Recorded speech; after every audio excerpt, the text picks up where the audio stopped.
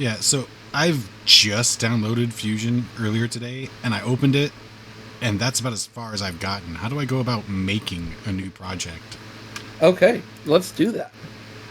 So, the real key here is, we're going to be doing a new project, and you're going to just type in the project name. I have not used Fusion free version in a long, long time. Um, so projects here on the left are mainly just folders. They're not really like the files that you're actually working with.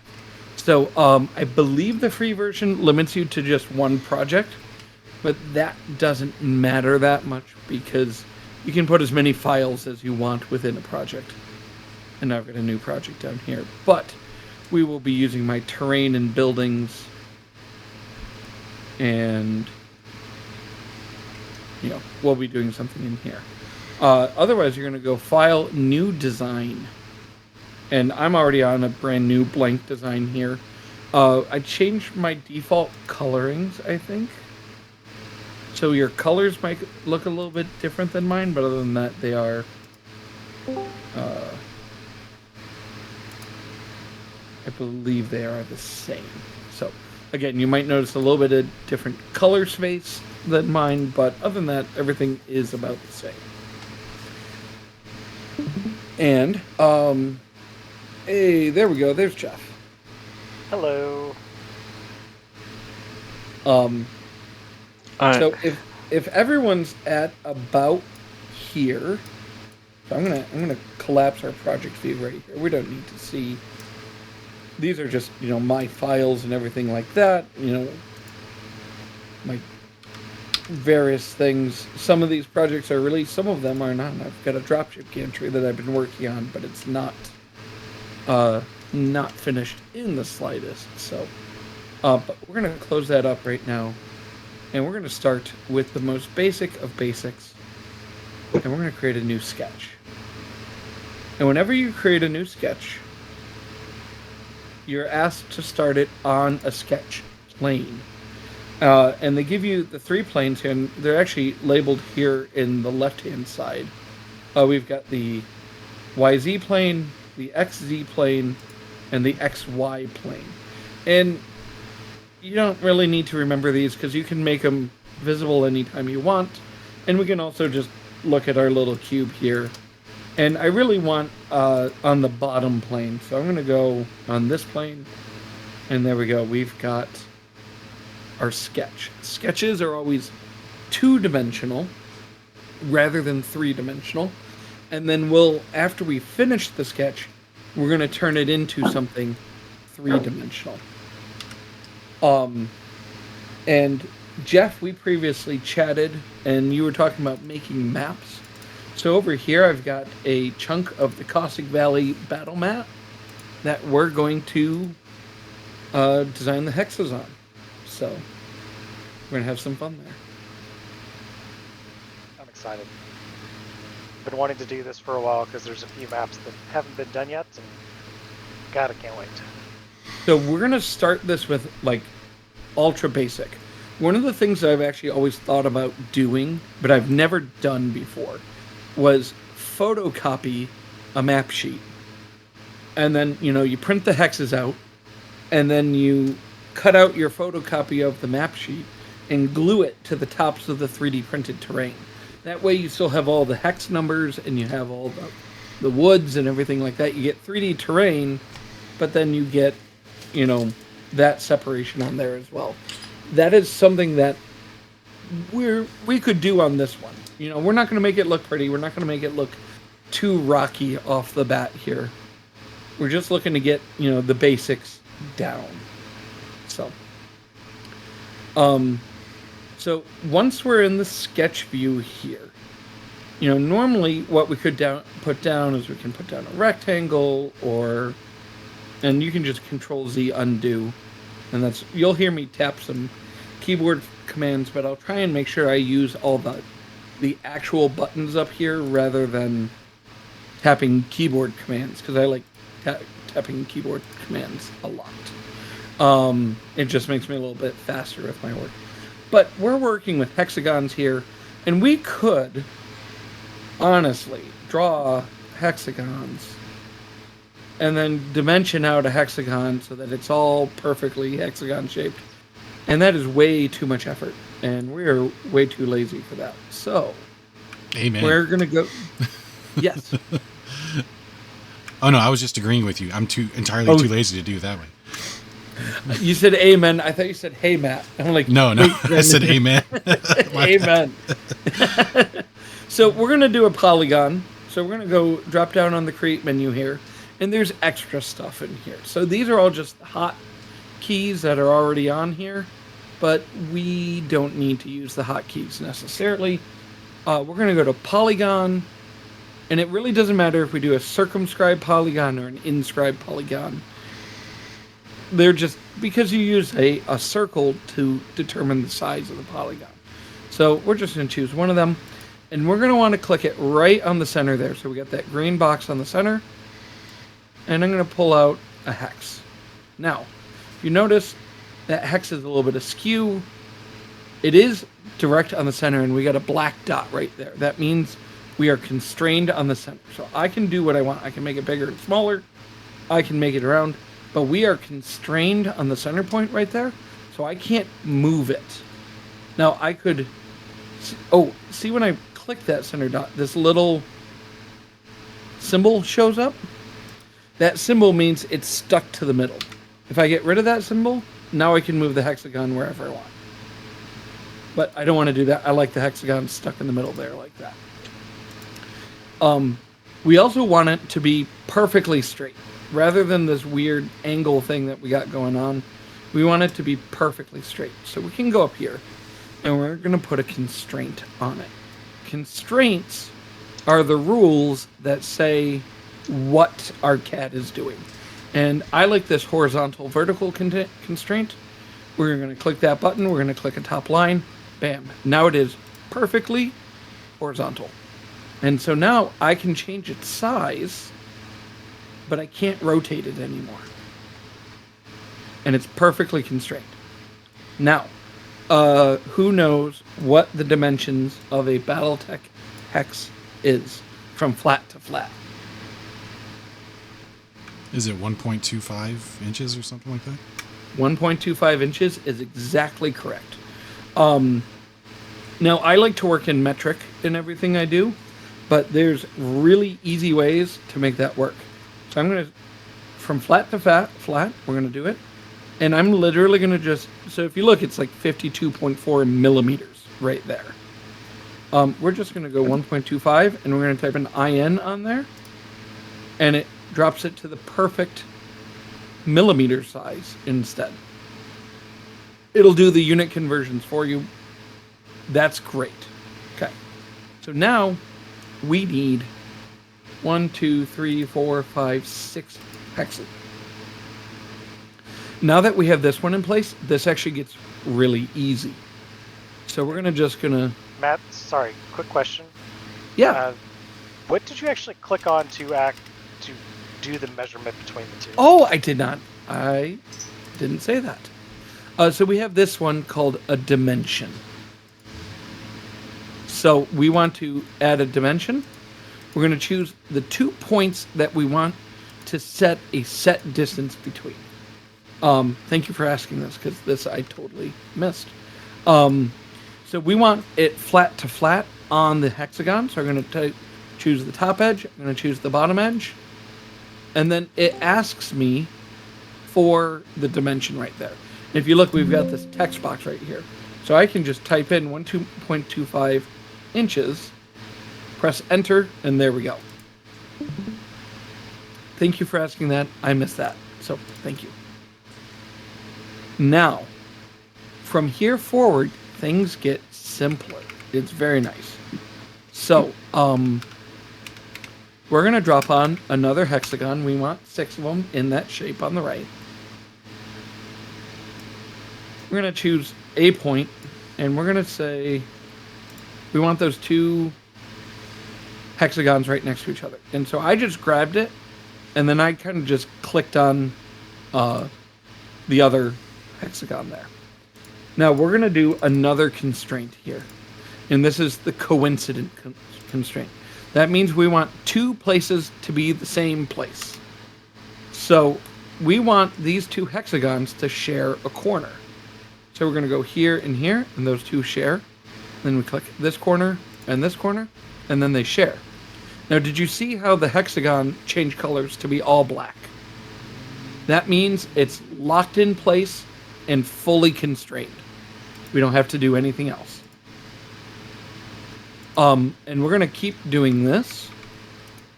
We're going to create a polygon. We're going to place it kind of randomly. We're going to do a coincident constraint, corner to corner to corner, locks in place. Let's do another one. I'm finding that the inscribed polygon is a little bit easier because you can pre-grab one of the corners there. And there we go. Now we got the 4 in a row. Now we need these 2 other edge hexes. And again, if anyone has any questions, if I'm going too fast or anything like that, please interrupt. I am more than happy to explain anything that I'm doing or willing to re-go over. That's no problem at all.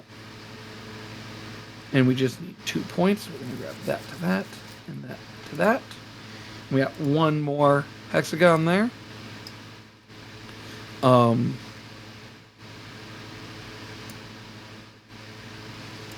There to there, and there to there. There we go. We have our shape. And because we pre-constrained this first hex to be the right size, all the other hexes are perfectly sized. And we are finished with our base shape here. And we can... Oh! Keyboard controls. So you can always grab this cube here and change your 3-dimensional space. But that's not the only way to change what you're looking at. So scrolling with your mouse wheel in and out will zoom in and out anywhere. And it focuses on wherever your mouse is. So my mouse is on that hexagon. I zoom in, it zooms into that hexagon. I zoom in, wherever my mouse pointer ends up being, that's where the zoom is focused.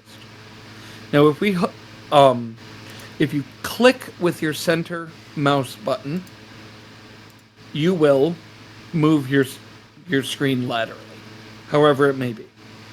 If you hold the Shift key and click with your center mouse button, that's how we kind of look at things in 3-dimensional space.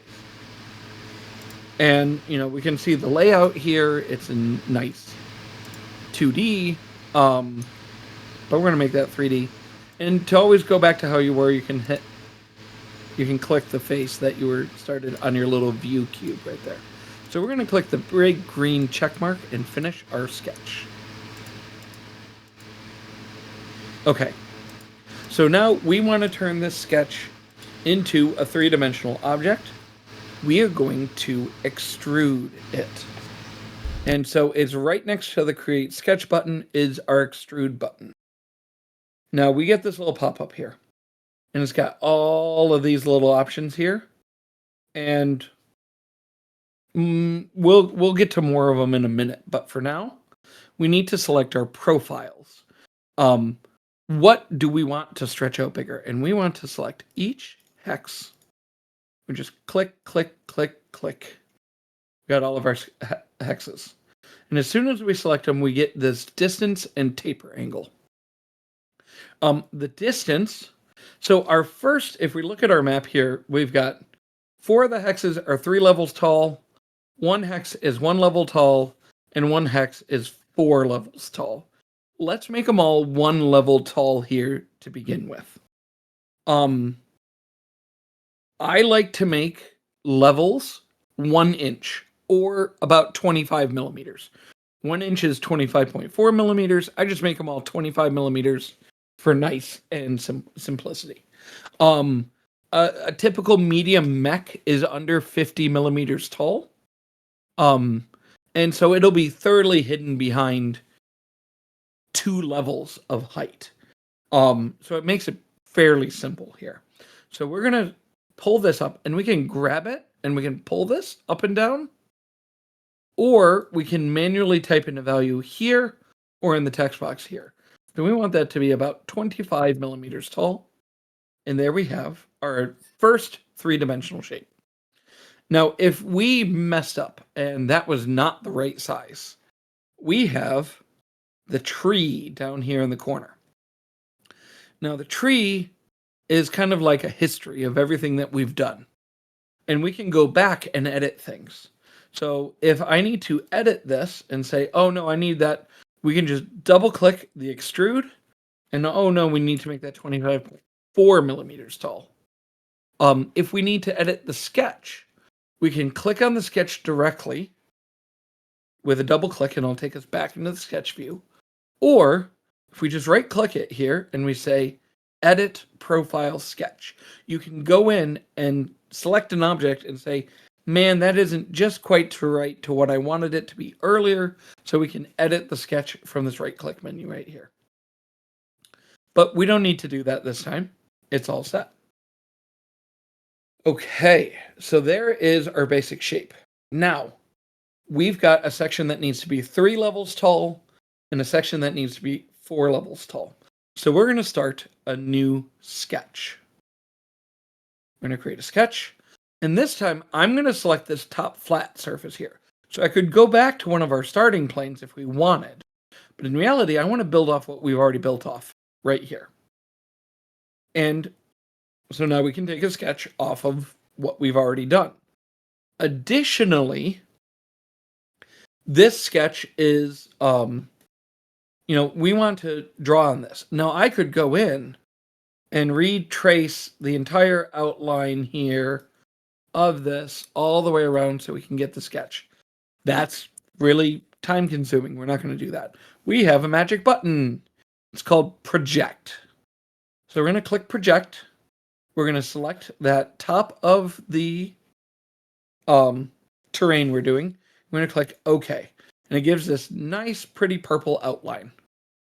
Then we want to now our section here that is 4 levels tall, or 3 levels tall, is 1, 2, 3, 4 hexes. So we're going to draw a line. We're going to click line. We're going to click 2 of those points right there. And just separate off that 3 level tall section right there. We're going to click finish sketch. We're going to go back to an extrude, just like we did the first time. I'm going to click extrude. We're going to select.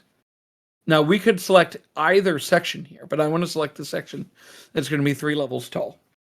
Now it's already 1 level tall, 25 millimeters. We want it to be an additional 50 millimeters tall.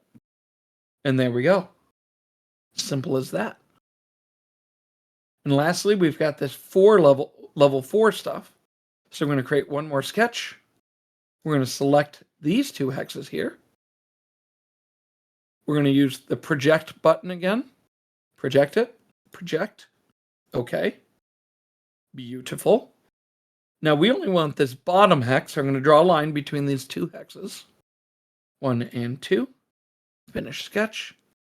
And we're going to extrude this one up 3 more levels, which is 75.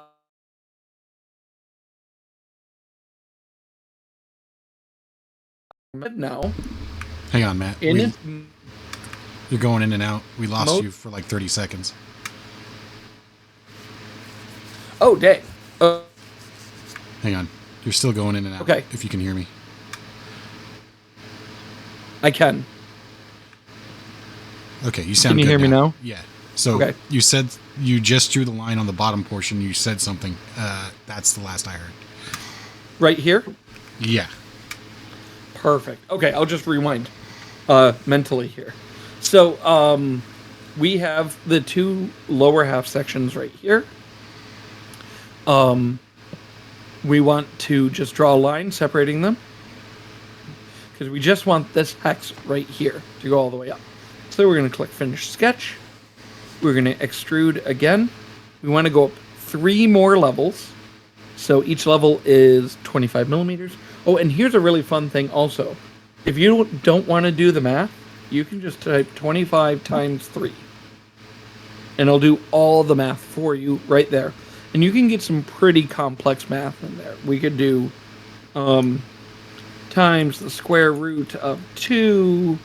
You can, I think you can say times pi. Maybe not pi. But there's various math that you can do in there or get it to do some basic calculations for you. And we're going to click OK. And there we go. We now have a 3-dimensional view of this little piece of terrain right here.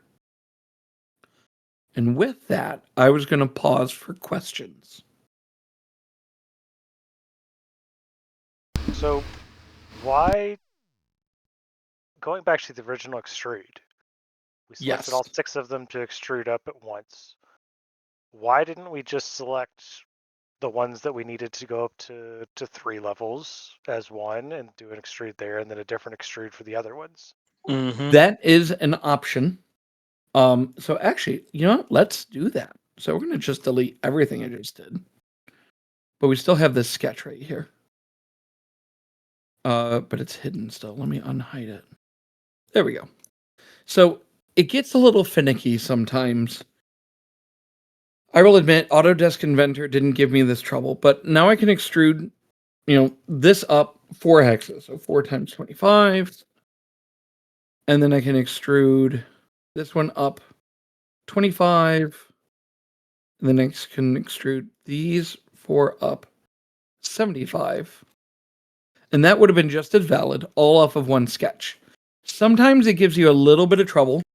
So I made that sketch visible as well. So sometimes what will happen is the sketch will be made invisible right off the bat. And then you'll have to go back into the sketches, make it revisible. And after you make it revisible, then you can sometimes extrude off of it. Sometimes it gives me a little bit of trouble. But also the building up that I was doing there, those are useful skills for other things that we can do moving forward.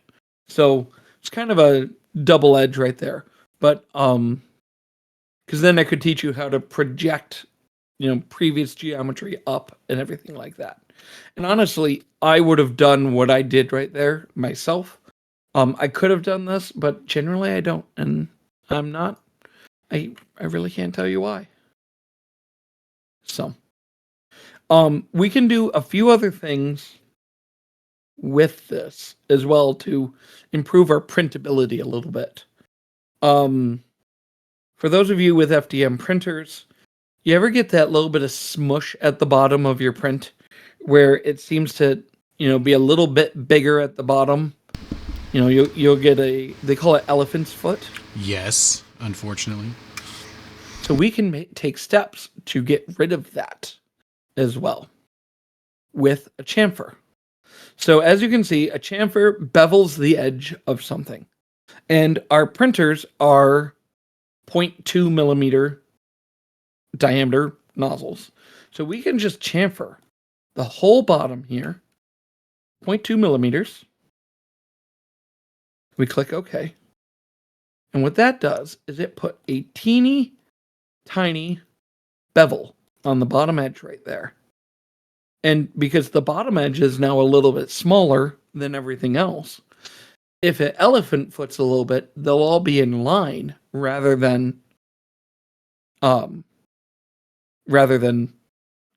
wider at the bottom than everywhere else. So we can just put that little teeny tiny chamfer on there, and it makes our print quality that much better. Now, we obviously didn't put any details on this. This was just kind of the first basic exercise. We could go in and put in some lines between the hexes here. Actually, I think that would be good to do. So we're going to create a new sketch right up here. We're going to project it again. I hit P. I hit the P key. I should have hit project on the monitor, on the button here, but I projected it right here. And we've got, what am I doing? We can actually just insert a new polygon. Let's insert it here. We're going to constrain that in place. And then let's draw a line right here. So we need to draw the lines between the hexes. Unfortunately, we have there's a few ways we could do this, honestly. So we could draw boxes in between and draw actual physical lines between each one. But the problem is with that is you kind of got to get them all to line up right, and make it so that they're not overlapping or anything like that. Or we could draw them custom like this. But then we need to, and we draw them out each individually custom. And then we'll have to constrain this because these are all blue lines like that. So we could do that as well. Both of these are completely valid options. I was thinking about this beforehand. There's a bit more of a fun way we could do this as well that'd make it a little bit more visually interesting too. So we're going to finish this. We're actually going to get rid of that sketch. We're not going to do that. We're not going to completely get rid of the sketch. Oh, actually, no, we are going to completely get rid of the sketch. So this is the right height, but I'm going to take it down a little bit. We're going to take this, I'm going to extrude it down 1 millimeter. And that just takes off a millimeter of the height. It automatically switches to deleting when you... Oh, and I typed in -1 millimeters. So when you type in a negative number, it starts going down and shaves it off the top instead of building it taller. So I went -1 millimeter. It shaved it down. Awesome. I'm going to click OK. We're going to create the sketch. We're going to project this out. And we're going to do... we're going to put that hexagon back in just like we did the last time.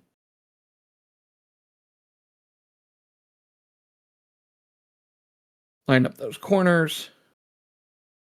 Draw this line across. Now we went down 1 millimeter. So let's go up 1 millimeter. And let's choose. Sometimes it gets weird and selects too many faces. Like I wanted to extrude just this one up, but it selected like 3 at once right there. I don't know why that happens. It just kind of happens sometimes. We're going to want to go back up 1 millimeter. But see this taper angle right here?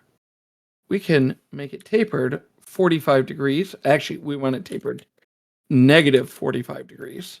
And we get this nice little beveled top right there.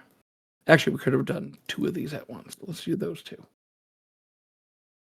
So we get those 2 little beveled tops. Let's do one more sketch.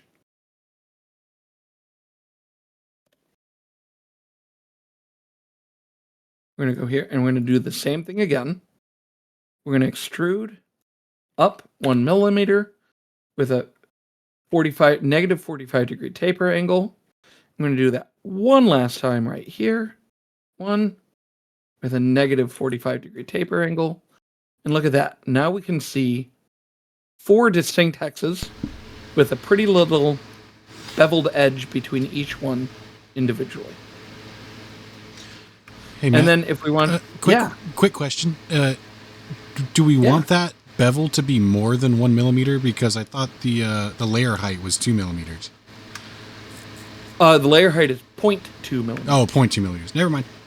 So yeah, that is 5 layers worth of bevel out there. That will show up no problem. Gotcha. And then actually, let's bevel this one too. We're going to bevel that 1 millimeter. We can just select that. Now, you can bevel a whole face like that, like I did right there. Or we can just bevel selected edges. So we can bevel 1, 2, 3, 4. I'm going to give that a 1 millimeter bevel. We got a nice little bevel right there. And you can see each hex individually now. Cool. Questions?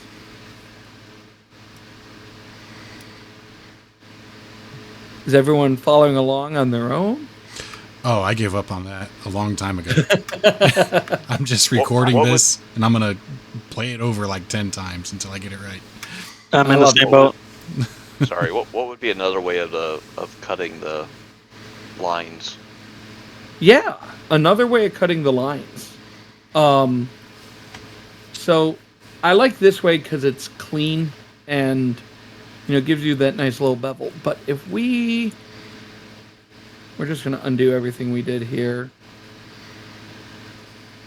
slamming the undo button. There we are. So we're gonna go in here. We're gonna create a sketch. We're gonna project that top edge right there. I hit the P key to project. I'm gonna put in the hexagon like I did the other 3 times.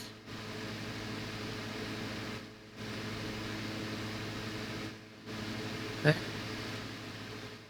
Nice little line across. So we've got 1, 2, 3, 4 lines that we got to cut across. So we could, and you want them in the middle of each one here, obviously. So I am literally drawing here some lines all the way across. I'm starting on an edge. I click on the edge. I click to approximately where I want to go. Not perfectly. We're not going to worry about being perfect. And if we get these cool little auto parallelisms, that's awesome. If it doesn't work, it doesn't work. Sometimes you'll get them, sometimes you won't. We'll go in and clean that up no matter what. So now I've traced out all of these with a groove, essentially. Now, our printers have 0.4 millimeter nozzles. So we want the width of this groove to be somewhere in preferably 2 lines. So we're going to say 0.8 millimeters. Or we could just do 0.4 millimeters off of either side. But we also got to make sure everything's lined up right. So I'm going to hit escape to close out the line tool. Now, if you look here, these 2 lines are parallel. These 2 lines are parallel. They're all good right there. This line is not. This line's just kind of floating. So I get this parallel button right here. I'm going to click that. I'm going to click that. Click the 2 lines I want to be parallel. They are paralleled. I think everything else auto-paralleled here, which was lucky more than anything. And hit escape. And now we want them all to be about 0.4 millimeters apart. So we're going to just say 0.4 from the center line. So we're going to go in for dimension. We're going to click the first line, the second line, and we want them to be 0.4 millimeters apart. This line, this line. Now, I said 0.4. So what I can do here is instead of typing 0.4 every single time, I can just go click this initial 0.4 right here. And it grabs this value D14, which means dimension 14. And it'll just copy whatever dimension 14 was. I click it, and I press enter. I click here and here. I press enter.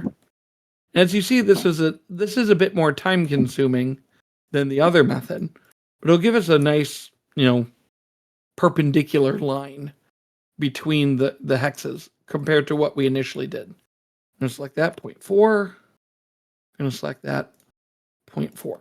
Now, the really neat thing about selecting right here, the 0.4, I'm going to hit escape to exit out of the tool, is I can say, hey, we want those lines to be 3 lines. So we're going to make that 0.6.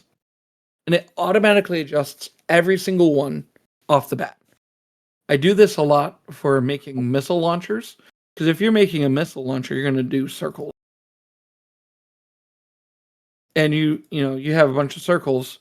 You're going to set a dimension for one of the circles, and then you select each one afterwards, and then you can get all your missiles the same diameter. That's one of the things I like to do. So that's just an example there. But using the formulas, it's really nice. Or you can also do things like, we've got dimension 14, we can provide math on that. So I want twice that dimension. So we can say times 2. And that one will end up being 1.2 instead. So we can do math on this as well if you'd like. And we're all comfortable with math. We're BattleTech players. Speak for yourself. We're going to finish this sketch up, and now we're going to extrude it down. So we hit extrude, and we want to carefully select each of our little lines we did right there. And let's make it go down 1 millimeter. And there we are. Now we have these grooves between the hexes. And that is a completely valid way of going about this instead. I don't like this as much for a few reasons. First of all, as you can see, we cut out a chunk of the hex right there. And now the hex is technically a little lopsided. It's not a big deal. I don't like how it looks aesthetically. But the majority of the dimensions still stay that perfect 1.25 inches. Whereas my method kind of shrunk the top of the hex a little bit. Like it's all over the place. And it really is based on preference, whatever you really want out of it. So, other questions?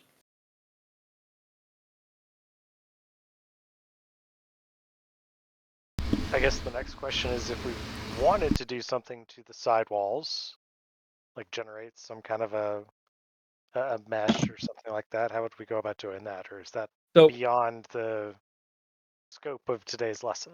Yeah, so making it look like rocks, I'm admittedly not great with. And the software is admittedly not great with it. Now we could go in here. Actually, let's do something a little bit fun. Let's see what we can do here. We're going to just cause some chaos. So we're going to look at it. I'm going to hold the shift key and I'm going to look at the bottom here. And we're going to create a new sketch. I'm going to project out the bottom.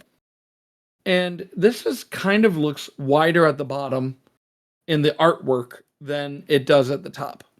Now we can't mess with it too much, otherwise you won't be able to fit a mech in this opening right here. Like you really don't want it to be too tight that you're going to be moving your terrain when you try and fix it in there.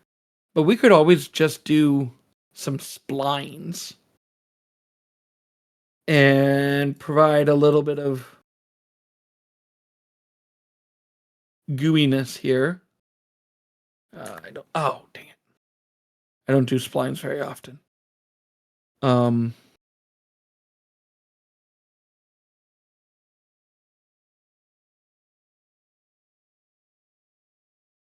And it will, as you can see, it kind of provides this nice little organic shape type of a deal for what our hexes are going to be. Ooh, let's do that.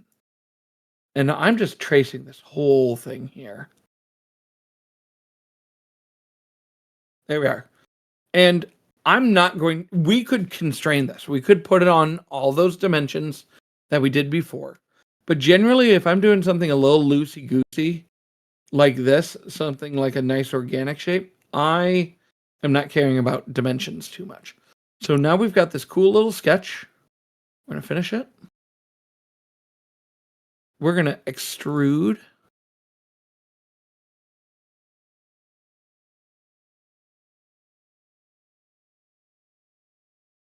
And we can extrude that up about an inch.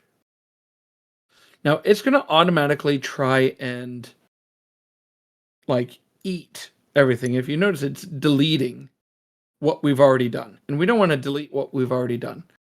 So we can change this operation right here from cut to join. And it'll join it together.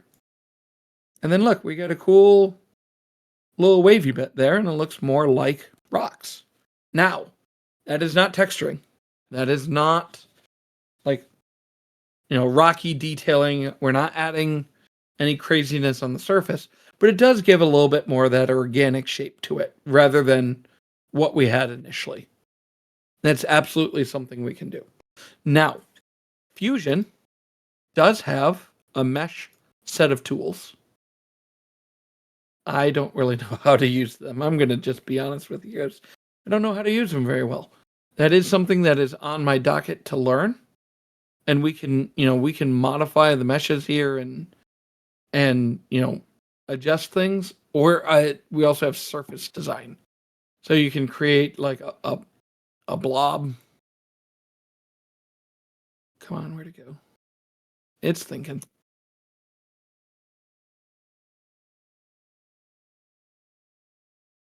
And I believe, again, I'm not very experienced with this, so I generally don't play with surface modeling, but surface modeling is how you're going to get more rocky textures.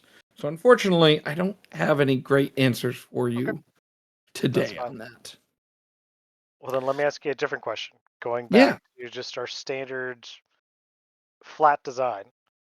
Now that we've got this built out as far as this hill, how do we save it and prepare it for like a G code file or something? That is a great question. Excuse me. So first things first, we're going to save it. We're just going to click a save. I'm just going to call this Caustic Valley Hill number 1 because that's, we're going to click save. Now, we can technically click export or 3D print here. 3D print, we're going to say an export. Hold on. Okay. Where did you hit that? Oh, sorry. This is your file menu right here. I don't know why it doesn't say just file, but there it is. So we can say 3D print. And we're not prepping for manufacturing. We're prepping for an export. We can also export to a print utility, but I generally don't. This is not my usual method for exporting in general, but we can say export. We want to select our object and we want an STL. We've got units of millimeters. These refinement settings down here, if you do have something circular, like we've got these circular edges here, if you set the refinement setting too low, the circular edges will come out blocky. So I usually like to keep my refinement high. The default is medium. I change it to high. It remembers that setting, and then I never thought about it. So, and you're going to click OK. It's going to give you a save. You got to type in your name. We're going to Caustic Valley Hill number 1. We're saving to my computer here. And you got to choose the location, the folder that you want it. Let's just save it to my desktop. Beautiful. We're going to click save. We're going to click save again. And there we are. So now if I minimize this and minimize that, we have an STL right here. And I can open this in Microsoft 3D Viewer. And there's our shape that we just made.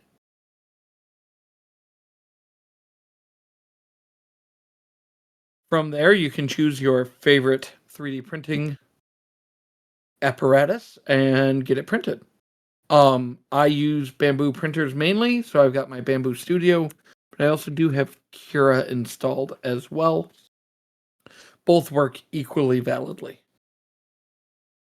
Another way to export is you can just right-click up here, click Save as Mesh, and it pre-selects what we had selected right there. Keep the unit type millimeter, click OK, and it has the same pop-ups there. That's a little bit of a shortcut as you just select your file name, you click Save as Mesh. So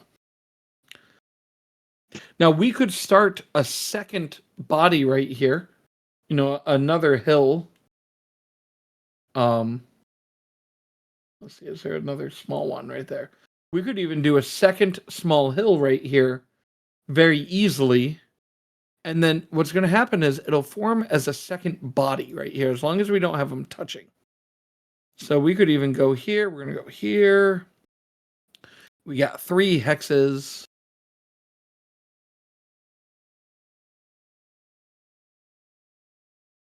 We're going to get that constrained just like we did initially.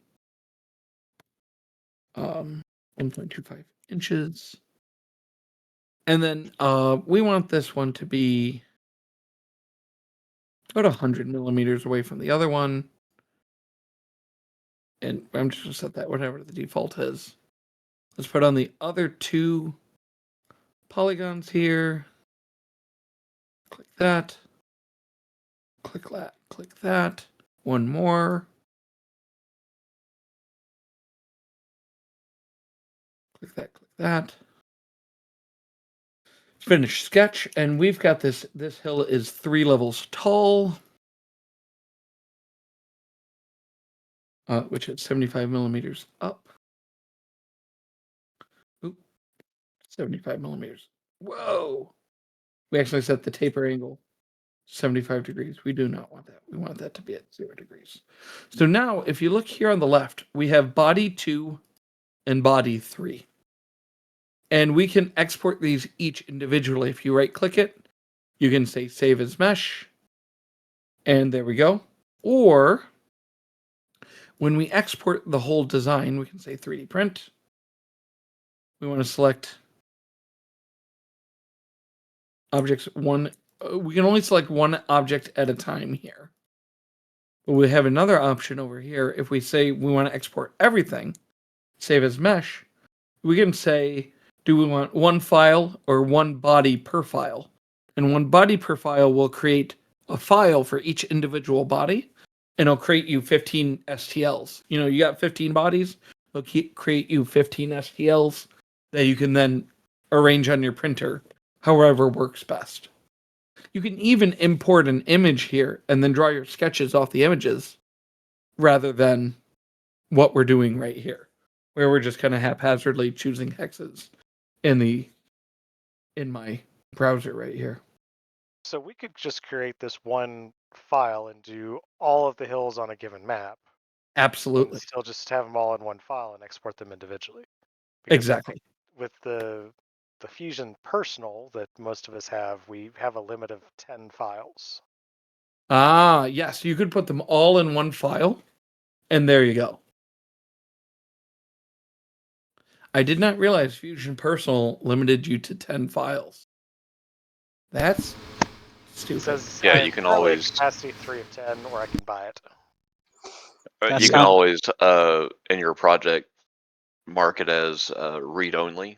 Like if you click on the project thing on the top left, there's a drop down where it says editable on the individual projects or files, and you change it to read only, and that's how you keep being able to do more than just 10.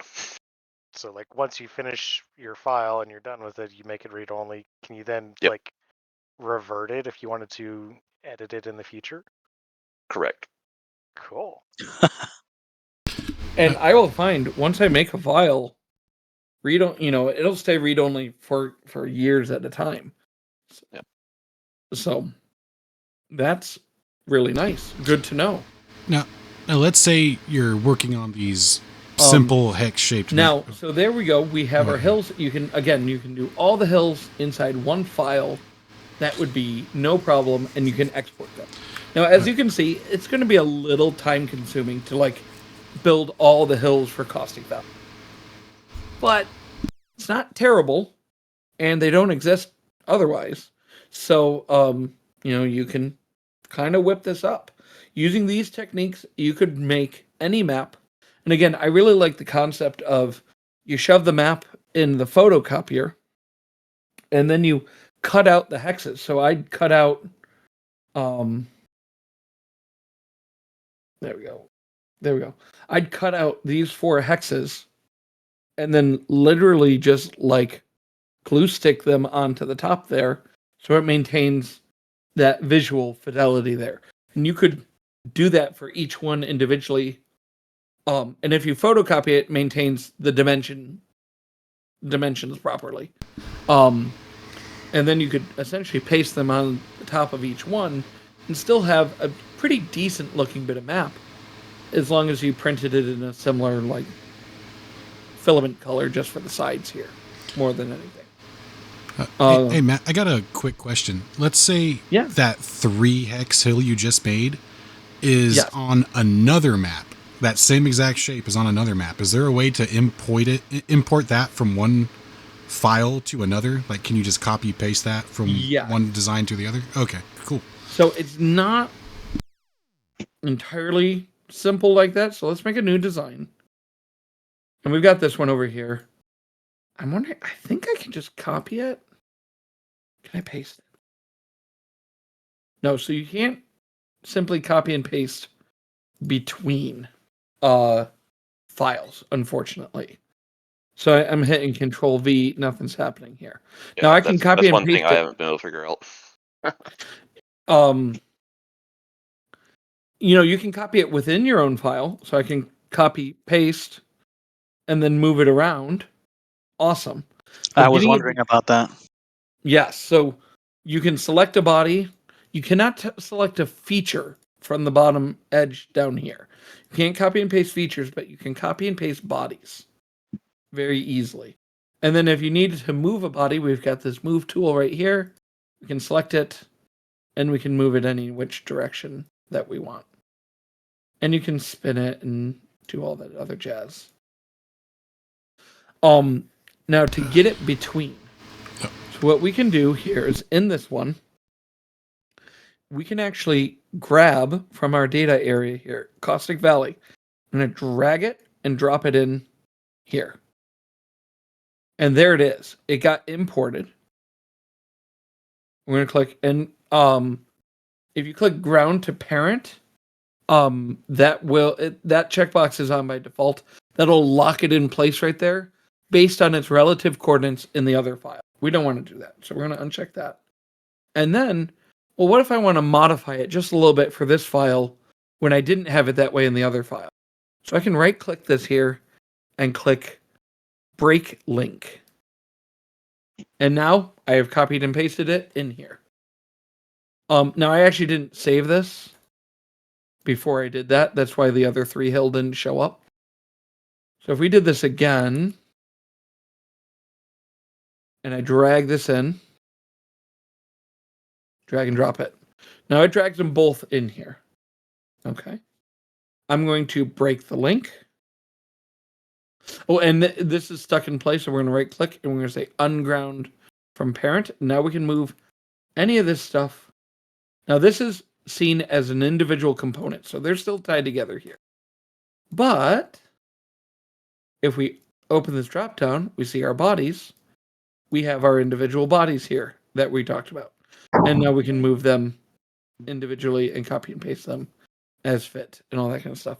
And actually I left the copy and paste in there. So now, and then we don't need this one anymore.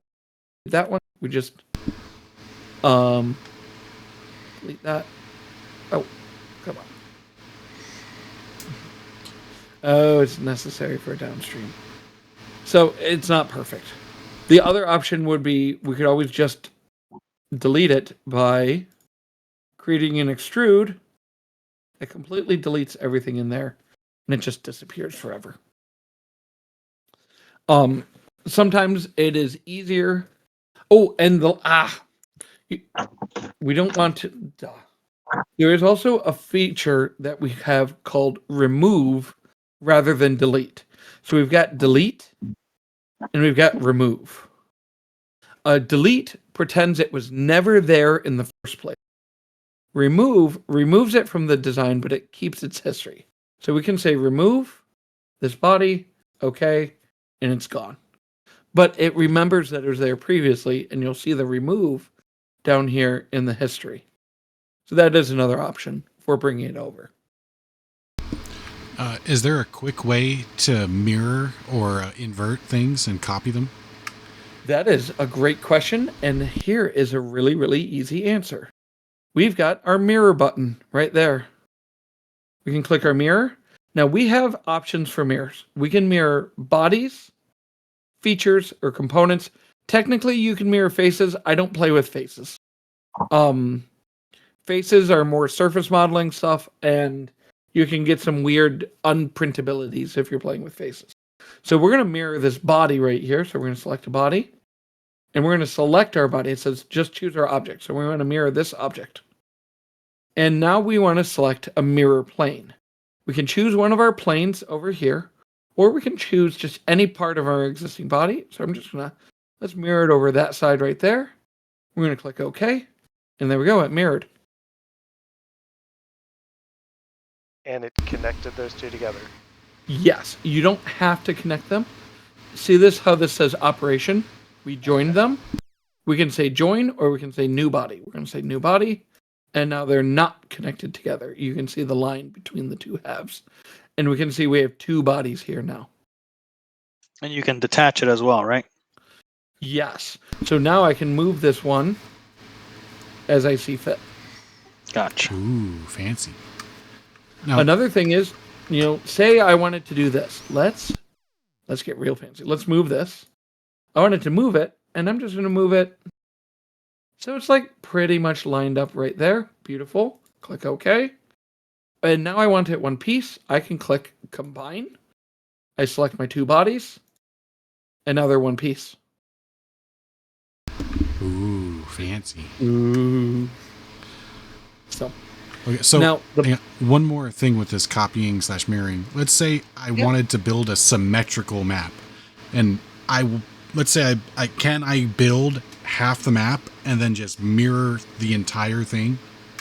Yes, all at once. Absolutely. Oh, yep. Okay. You can select as many things as you want. Now, also, if you don't want to do it that way,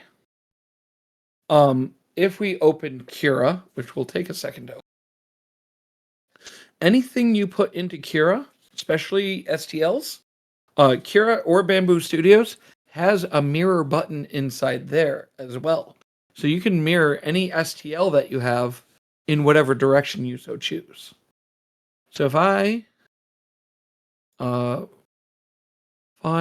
open file, desktop, Caustic Valley Hill #1, that it is here in my printer, I can actually select this mirror button right here, and it flips it around. I have a thought. Listening, curious. We were mentioning earlier about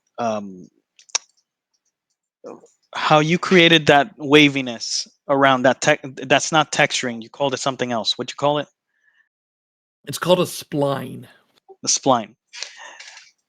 It occurs to me that could be more practically applied here to exactly what you did by making the top and the bottom 1.25 inches, but then making it smaller, like a millimeter up, making it thinner.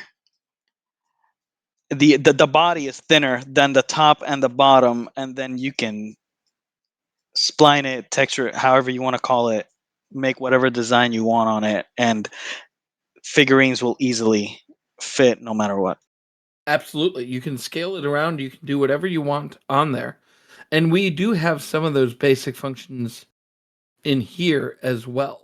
So with a body, I can scale a body. We can click scale. And we can say a non-uniform scale. So I can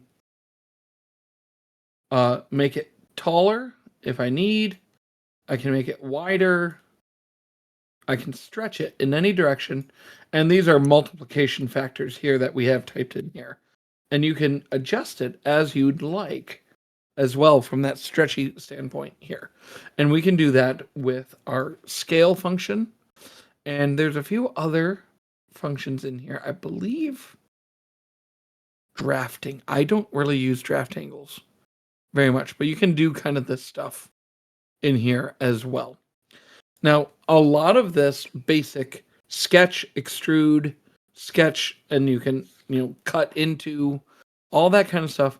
You can make some really complicated stuff very easily using simply extrudes, revolves. We didn't do a revolve yet.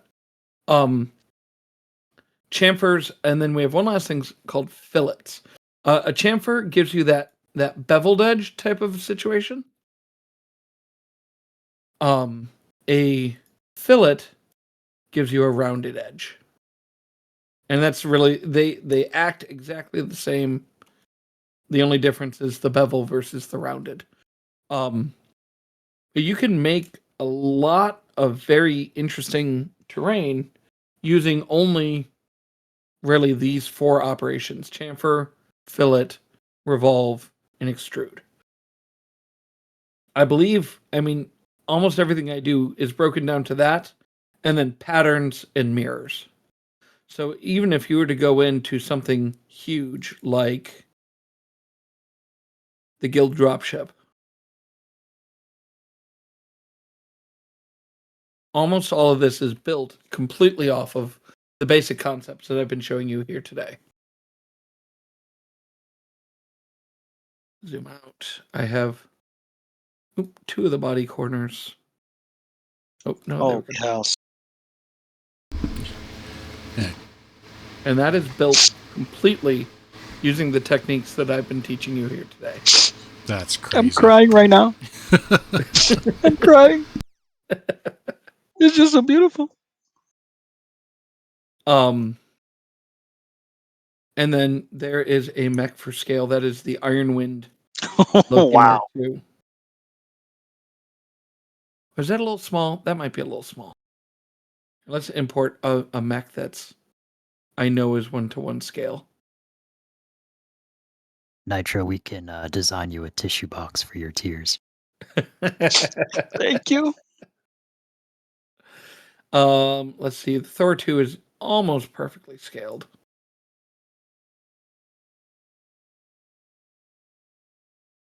And let's bring it. Oh, no. Why are you not perfectly scaled? Oh, that's why. Never mind. This, I designed the whole dropship here. I did scale this. That is properly to scale. I designed the dropships at map scale, and then I scale them up to mech scale later. Because let's have a quick talk about scales, actually. Map scale versus mech scale.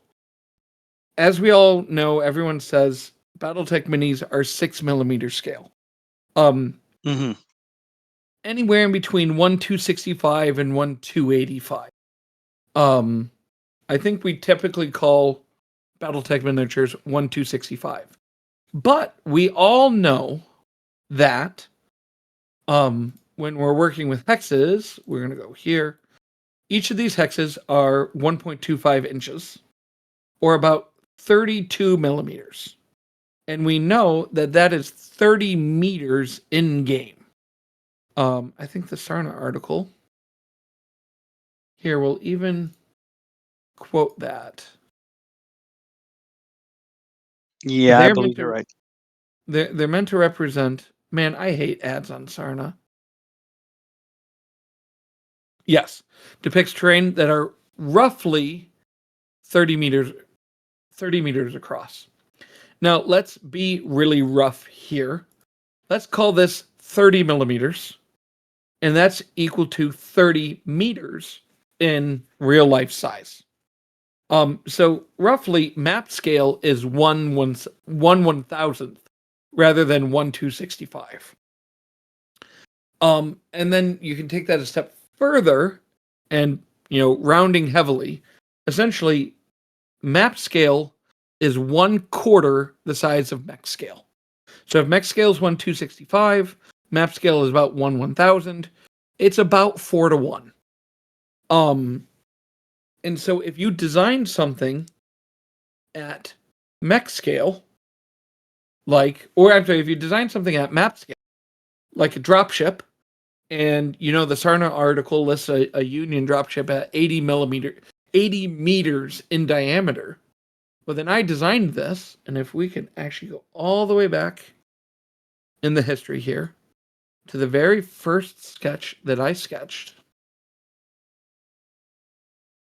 and I made that radius 81.5 millimeters right there. And that whole purpose on there was to mesh it. So that's at map scale. It's 81.5 meters in diameter for that circle.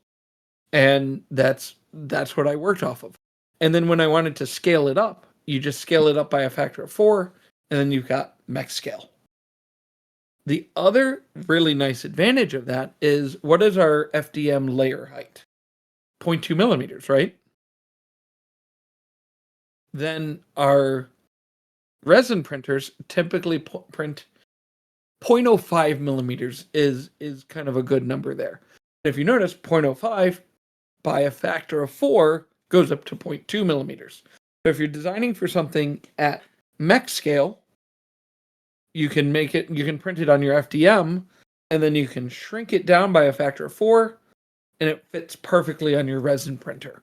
So there's this really weird coincidence that between map scale and mech scale that really works between resin and FDM or various other printing types as well. So that's your fun story about map scale and mech scale. Questions?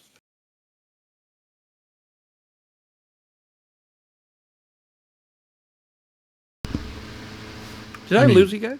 I mean, no, we're just soaking it all in, to be honest. Yeah, I was gonna say, I got like a million questions, but none of them seem appropriate right now. Oh goodness. Well, those are for later when when you're with your therapist. But these questions. Oh. If you want, we can also model a quick small building.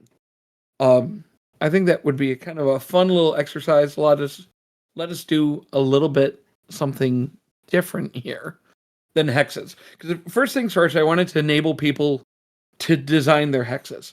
It won't take too long, and then you can print up and have 3D hex terrain while we're waiting for Chris at Thunderhead to finish up the other map packs that he's working on and making them all pretty like. But we can at least, in the short term here, model them up and make them available.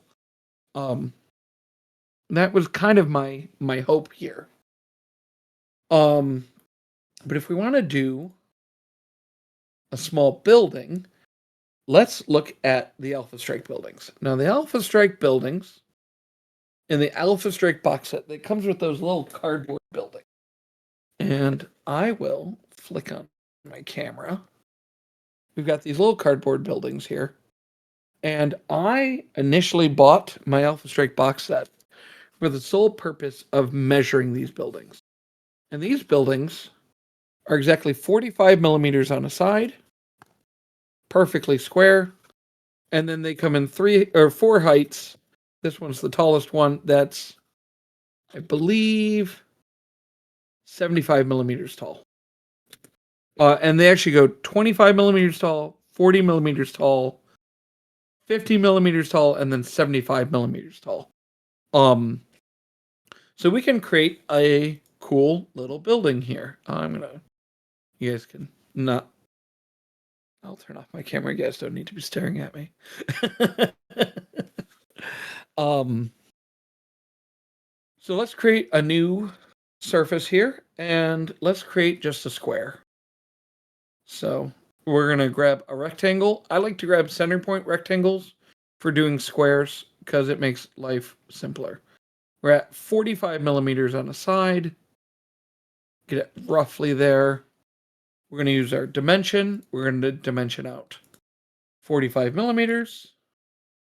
We're going to dimension 45 millimeters in the other direction. Or we're just going to copy and paste that number right there by clicking it. Click it. Press enter. And it doesn't really matter where this is floating out here in space. So we're just going to finish sketch without it being fully constrained. That is okay. It is in general a good idea to fully constrain your sketches so that all the lines turn black. It'll prevent anything weird from affecting it down the line. But in this case, it really doesn't matter because this is out here out in space. It's fine. And let's make a 40 millimeter tall building. No, let's go for the 50. A little bit more interesting there. We have a 50 millimeter cube, and we can start detailing this a little bit. First thing I want to do is let's bevel the 4 edges here. I'm just going at random here. Like, hey, this might look good. Let's bevel it 2 millimeters. That looks nice. Nice and simple. Okay. Let's add some doors to the front. Let's make a little office building. So we're going to create a sketch. We want to put it on the front of the building right here. We're going to click that. Now, a standard door in the US is about 7 feet tall. The nice thing about mech scale is, they call it's 6 millimeters scale. So a 6-foot person would be about 6 millimeters tall. And so the fun thing about that is 6 millimeter scale is about 1 millimeter equals 1 foot in real life. And you can use that to your advantage, because I know that most doors are about 7 feet tall from renovating my basement. My basement is unfinished, and I know doors are 80 inches, which is just a hair under 7 feet. So I'm going to draw a little we're going to project first. We're going to project this face. Click OK. And I'm going to draw a little rectangle here. And actually drew two. We got a double door going. And we're going to dimension it. They're 7 feet tall, but 1 foot equals 1 millimeter. So we're going to just type in 7. And we can do the same right here. 7 feet. Now, doors are about 3 feet wide, typically. So we're going to make them about 3 and about 3. Now, if they're 2 doors next to each other, there's going to be a tiny gap between the 2 doors. So we can create a gap between them. Now, we're going to design this around an FDM printer. FDM printers have a nozzle width of 0.4 millimeters. Let's do 2 nozzle widths. So let's separate those by 0.8 millimeters. And we have one last problem here. These are not centered. Where does it fit on the center here? So we can do a little trick here. We're going to draw a little line between the two of them right there. And you can't see it, but it's there. And we have this triangle up here. That's called midpoint. So if we select the triangle, we select the little line, we select the big line, it drops it right in the middle. There we go. Perfectly midpoint. That's nice. Yeah. You can also, when drawing a line, if you're just drawing a line, you can kind of just search around here, and that triangle symbol means midpoint. So I can select the midpoint and draw a line that's perfectly in the middle. And then I wanted to stretch over here to this midpoint. There's the triangle right in the middle. They know that people like grabbing the midpoints, so they make it pretty easy. Your mouse will kind of magnet attract over to that midpoint right there if you need as well. Let's make these doors go inward slightly. We're going to go minus 1.2 millimeters. And that is so it is 3 line widths of our 3D printer. Now, we're going to have your printer, and let's talk your printer here. Printers, they really like to, they don't like bridging. They don't like printing in the middle of the sky, obviously. So we have a few options here. These are really short bridges. They're only 3 millimeters, and your printer can generally bridge a 3 millimeter without issue. But if we had a 10 millimeter gap, that the print filament is going to sag in between them, and we don't want that. We could put supports on our print, but I like making all of our prints supportless. So one of the things we can do is we can do those chamfers. And we can just select these corners of the chamfers. And how deep did we make this? We made this 1.2. So we're going to just say 1.2. Click OK. Slanted, yeah. And it's slanted, and now we don't need any supports. We can even slant it a little less than that. So we can actually say, now we pulled it out. That's a perfect 45-degree angle. Well, we don't need it to be a perfect 45-degree angle. It has to be 45 degrees, 1.2 millimeters out. We can reduce it a little bit. And we've just got a light slant right there. That should print fine. Generally you can print like a 30-ish degree angle. This should print fine. It's kind of depends on the situation, depends on the printer, this, that. But this will work. It's it is a science, but sometimes I just ignore the science and based on feel. It looks like it's going to work. We're going to click OK. And now, no supports needed. Your brush will still catch this when you're painting. And you just paint this top edge, say black for the doors. And visually, it'll look almost identical as if it were, right angled right there, but now you don't need supports. We can even go a step further, and let's add a little, frame around the door. So we're going to add another sketch right here. Oh, and it sometimes jumps when you do a sketch back to the origin. And so I just use center click to move it back. We're going to project everything out. Okay. We're going to draw a rectangle around it all. And let's dimension that a little nicely here. I used the D key for dimension. I told you guys I wouldn't do that, but I keep on doing it, so sorry. 2. It's hard to break habits when you're used to doing something quickly in a certain way. And we want this to be kind of a door frame, so I'm going to also just draw a line right there. Finish sketch. Extrude. Let's just bring this out 0.8 millimeters. Now, the one problem here is we still are going to have that bridging issue. So we can just chamfer this down. That distance, 0.8 millimeters. We can make it 2 distances. We can reduce that a little bit. That works. Okay. And now we have a nice little set of doors right there. It looks pretty good. Let's put some windows on it.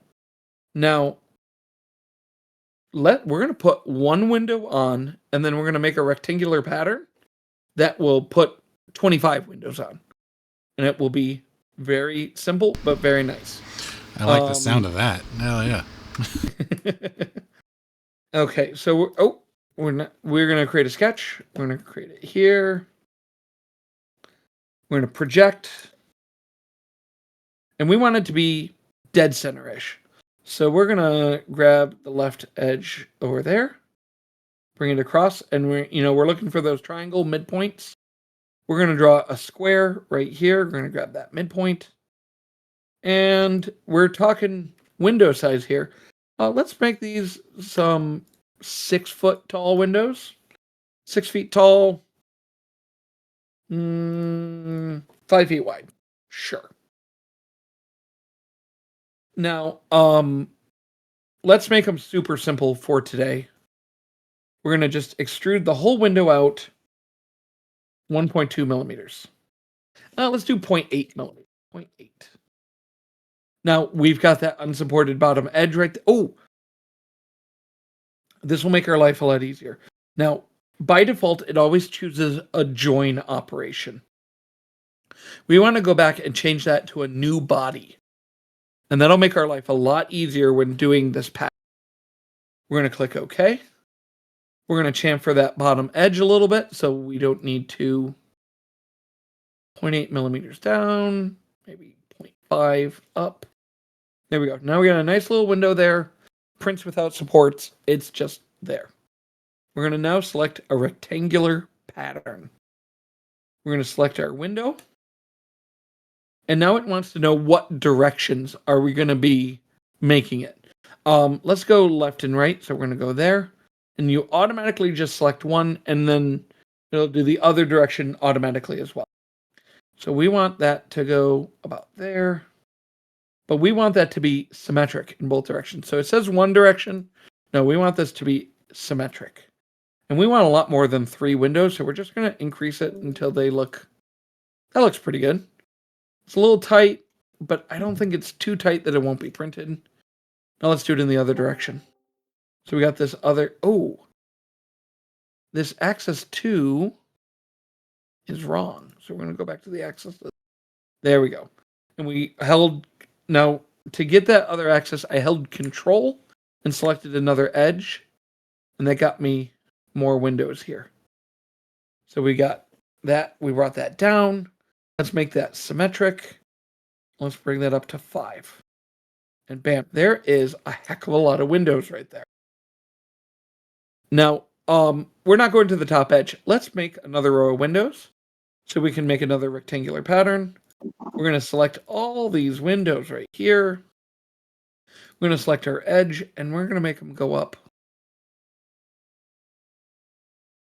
I think our spacing was about 6.5. There we go. There's another edge of windows right there. And then we only want some windows on the sides of the door, not these 3 center ones. So we're going to create another rectangular pattern. I'm going to select these 4 windows. We're going to select down. We only want 2 of them. And we're going to bring them down to about there. Beautiful. So now we've got a lot of windows. Theoretically, some wash should go around those windows, make it all look nice. And you're like, but that's only on one side of the building. We can now... So I could mirror them across the various sides of the building, but I have a more fun way of doing... Oh, but we're not in the dead center. Okay, so we're going to have to do this. So we're going to add... So one of the things we can do is what we call construction surfaces. What construction surfaces do is allow us to... We're going to actually do the mirrors.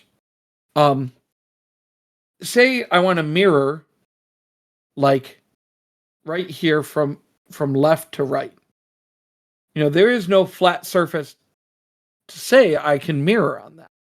So in our construct, we can say, we can do a mid-plane.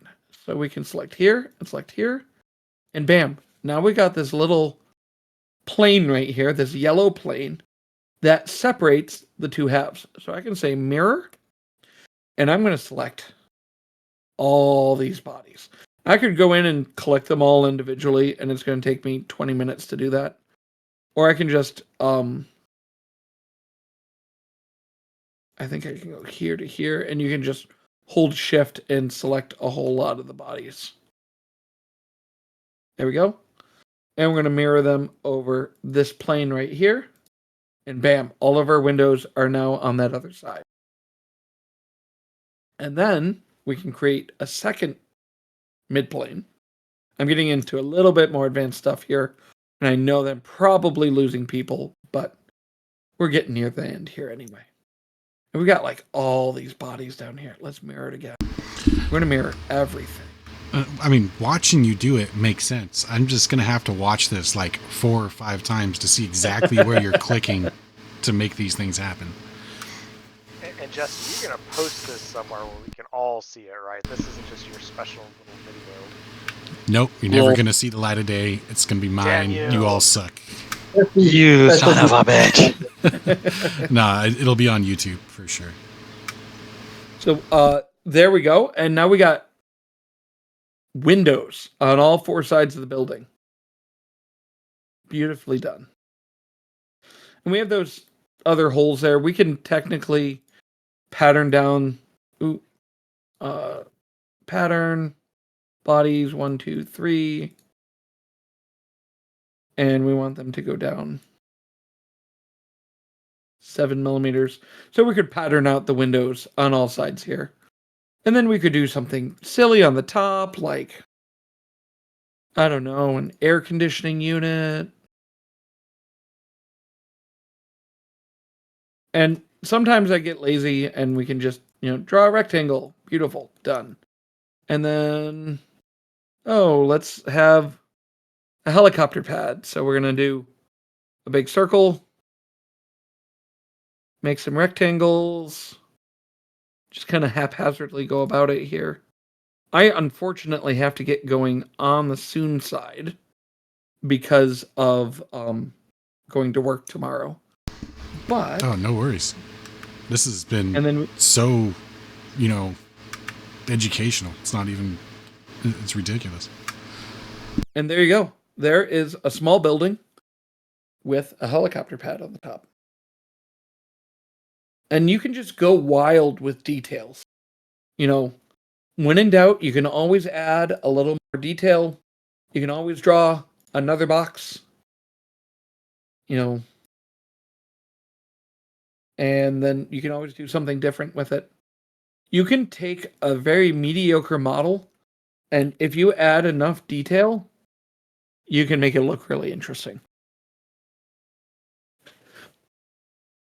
I mean, that took you like 10 minutes, and it already looks great. Yeah, and that's the fun of it. It really doesn't take that long. It takes a little bit of practice, but I'd say if everyone here took half an hour a day for a week, you'd be whipping up models like this pretty quickly. I unfortunately don't know any YouTubers or anyone who can offer more assistance on this kind of stuff. And I'm also very niche on Battletech here. But I also don't know of anyone making terrain videos or anything. But well, Matt, I mean, at the end of the day, this has been absolutely amazing for you to come and take 2 hours out of your time to talk to us and just walk us through the basics of how to do this. I've learned a ton of this. Mm-hmm. I'm going to be going to do more, and this was fun. Scary, just like how the idea of coming into this is very scary because there's so many different things that are out there. They're like, I don't know what I can do. I don't know where to start. But you made it sound very easy. And you've shown us that it truly is actually kind of easy. It's a little bit time consuming. You have to think about things. But at the end of the day, if you can learn how to use the tools for basic stuff, you can do a lot. Absolutely. Creativity is the limit. Yeah, so after the 5th time I watch this and I finally make my first couple hexes, I'm going to start working on some other stuff and try to actually make my own STLs to print that I'm going to actually put into use on the table. That's what this was. Absolutely. That's what this was all about, was making the table look better when we're sitting next to Warhammer players. Exactly. My plan, I told you, is I am going to be creating the STLs to print out the fire and ice maps for MRC on this. So it's going to be sexy. I have enough time to do that before NashCon. If not, I'll definitely have them for Bluegrass. Oh yeah. But yeah, we definitely appreciate your time, Matt. Yeah, my pleasure. I'm not. Some people who are selling stuff like this would be very much like, oh, I don't want to teach other people because then I'm going to eat my own sales or this or that. But no, I really want this to be, the more of us doing this, the more fun it can be, the more, the more collaboration, and it's just more hobby progress. Yes. More fun stuff to do. So. Spreading the fun. Spreading the fun. And if you all want to find more of what Matt and Cross Electric can do, one, you can listen to the last Coolant Pod episode where we talk about that, and we've got links to it, but also he's got some great stuff up at Fortress, or there's a link in the Coolant Pod episode, I don't remember where. Hardware Studios. Hardware Studios, thank you. Yes. You buy the STLs directly. So what's funny is I already have a cart. Chill for Matt. I already bought most of his stuff on Hardware Studios. Yeah, I saw you did that. I appreciate it. I've got like $50 worth of stuff in a cart right now, and I'm not done. I put like half his catalog in the cart already. So there's a bunch of us. It's kind of a stable here. There we go. There's my Cross Electric design stuff. I just had it pulled up too. I've got like 50 designs on here. For those of you who play Wolfnet 350. Oh, the medium bunker. Circular objectives. I also got a sale right now, so spread the words. I've put everything 20% off. I think for another week out on Hardware Studios and on Cults. I think they're all 50 or 20% off But Cults does everything in euros, and I set all my prices in Cults based on my Hardware Studios prices back in like April. And since then, the euro has gone way up compared to the dollar, so all my prices went up on Cults unintentionally. So I got to go in and adjust the prices.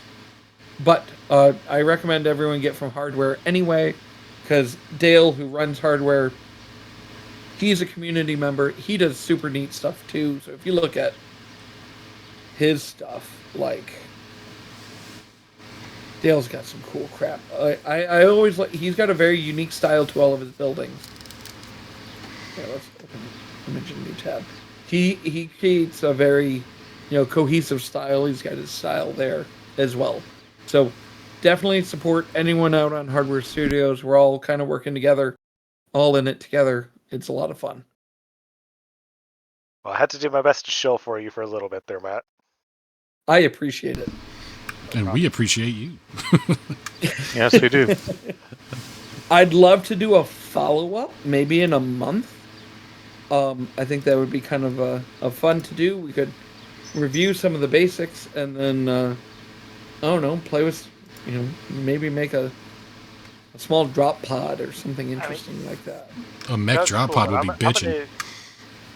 I'll throw out a different bit of a challenge and say maybe we all have homework to bring back something that we do in a month. Ooh, that would be fun. We all make a piece of fungal crevasse. I mean, Caustic Valley. Oh, awesome.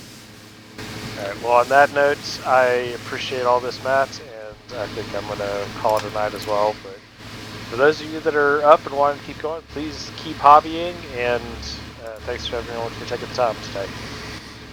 Yeah, thanks for hanging out, guys. Thank you again, Matt. This has been great. Yeah, thank you for putting us together. Matt. Thanks, everyone. Amazing stuff. Have a great evening, everybody. Likewise. Likewise.